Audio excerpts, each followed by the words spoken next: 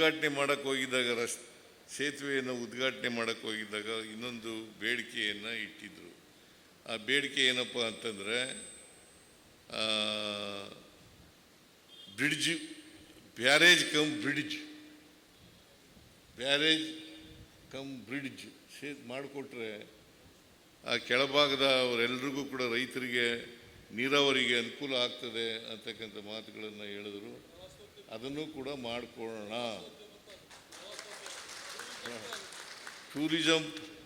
Tourism ಕೂಡ ಅಭಿವೃದ್ಧಿ ಆಗ್ತದೆ ಅಂತಕ್ಕಂಥ ಮಾತುಗಳನ್ನು ಹೇಳಿದ್ರು. ಅದನ್ನು ಕೂಡ ಮಾಡಿಕೊಳ್ಳೋಣ.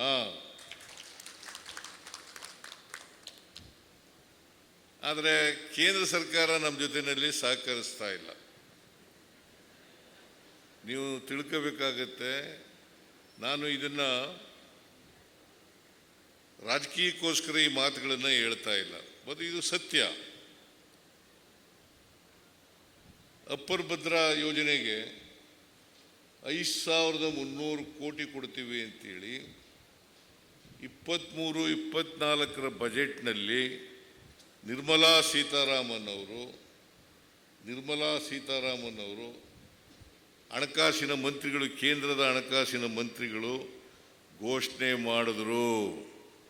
ಇಲ್ಲಿ 23-24ನೇ ಬಜೆಟ್ ಸ್ಪೀಚ್ನಲ್ಲಿ ಘೋಷಣೆ ಮಾಡೋದು, ಬೇರೆ ಎಲ್ಲೂ ಕೂಡ ಹೇಳ್ಬಿಟ್ಟು ಹೋಗಿರ್ತಕ್ಕಂಥದ್ದಲ್ಲ. ಬಜೆಟ್ ಭಾಷಣದಲ್ಲಿ ಘೋಷಣೆ ಮಾಡಿದ್ರು.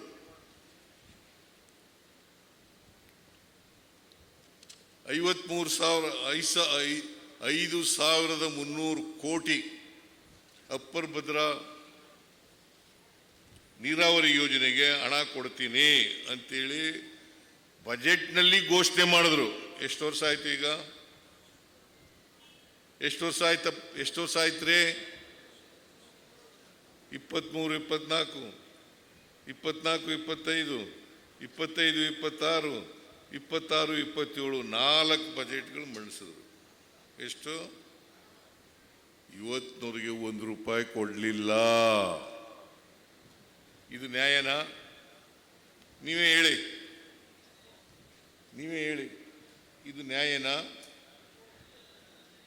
ಕೇಂದ್ರ ಸರ್ಕಾರ ಅನ್ಯಾಯ ಮಾಡಿದೆಯಲ್ವ ಕರ್ನಾಟಕಕ್ಕೆ? ದ್ರೋಹ ಮಾಡಿದೆಯಲ್ವಾ? ದ್ರೋಹ. ಆಮೇಲೆ ಬಸವರಾಜ ಬೊಮ್ಮಾಯಿ ಅವರು ಮುಖ್ಯಮಂತ್ರಿ ಆಗಿದ್ದರು. 23-24ರಲ್ಲಿ ಬಸವರಾಜ ಬೊಮ್ಮಾಯಿ ಅವರು ಮುಖ್ಯಮಂತ್ರಿ ಆಗಿದ್ದರು. ಆಮೇಲೆ ನೀರಾವರಿ ಮಂತ್ರಿ ಕಾರಜೋಳ ಆಗಿದ್ರು. ಅವ್ರು ಹೇಳಿದ್ರು, ಇದನ್ನ ರಾಷ್ಟ್ರೀಯ ಯೋಜನೆಯನ್ನಾಗಿ ಮಾಡ್ತೀವಿ. ಯಾವುದನ್ನ? ಅಪ್ಪರ್ ಭದ್ರಾ ಯೋಜನೆಯನ್ನ, ನೀರಾವರಿ ಯೋಜನೆಯನ್ನ ರಾಷ್ಟ್ರೀಯ ಯೋಜನೆಯನ್ನಾಗಿ ಮಾಡ್ತೀವಿ.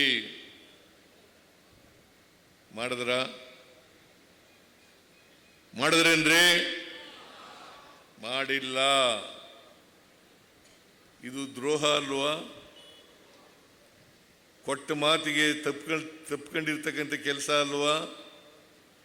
ಇವತ್ತು ಏನಾದರೂ ಕೊಟ್ಟ ಮಾತಿನಂತೆ ನಡ್ಕೊಂಡಿರ್ತಕ್ಕಂಥ ಪಕ್ಷ ಅಥವಾ ಸರ್ಕಾರ ಅದು ಯಾವುದಪ್ಪ ಅಂದರೆ ಕಾಂಗ್ರೆಸ್ ಸರ್ಕಾರ. ಕೊಟ್ಟ ಮಾತಿನಂತೆ ನಡ್ಕೊಂಡಿದ್ದೀವೋ ಇಲ್ಲ? ಕೊಟ್ಟ ಮಾತು 5 ಗ್ಯಾರಂಟಿ ಯೋಜನೆಗಳನ್ನು ಘೋಷಣೆ ಮಾಡಿ ಜಾರಿ ಮಾಡ್ತೀವಿ ಈ ವರ್ಷನೇ ಅಂತೇಳಿ ಚುನಾವಣಾ 2023 ವಿಧಾನಸಭಾ ಚುನಾವಣೆಗಿಂತ ಮುಂಚಿತವಾಗಿ ಘೋಷಣೆಯನ್ನು ಮಾಡೋದು. ಏನು ರಾಜೇಗೌಡ್ರೆ?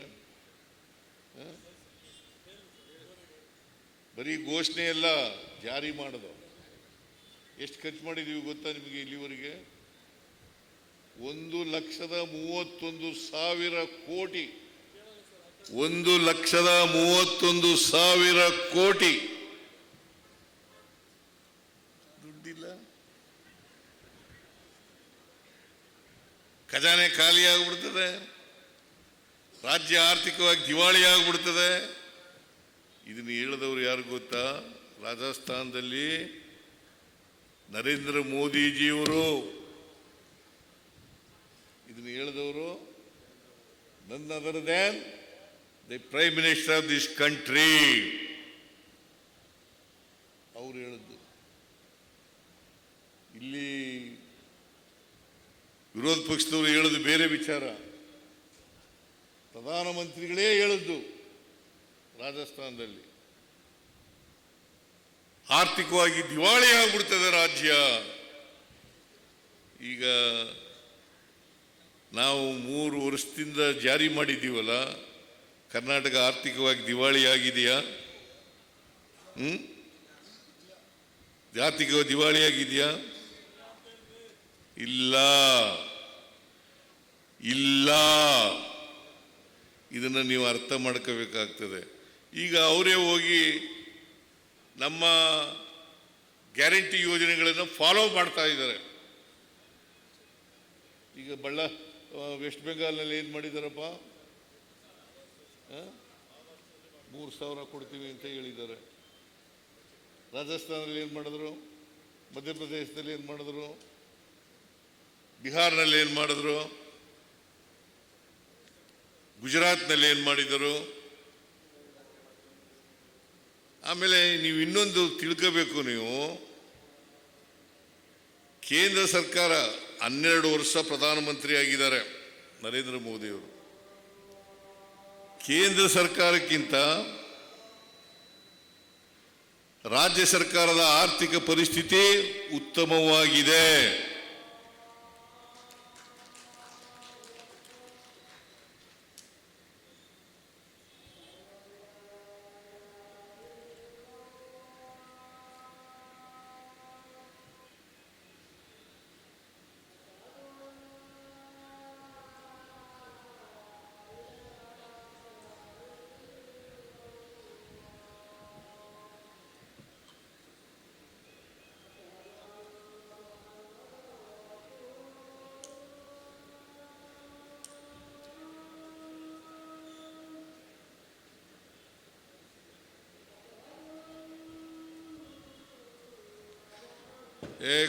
ಕೂತ್ಕೊಳ್ಳಿ.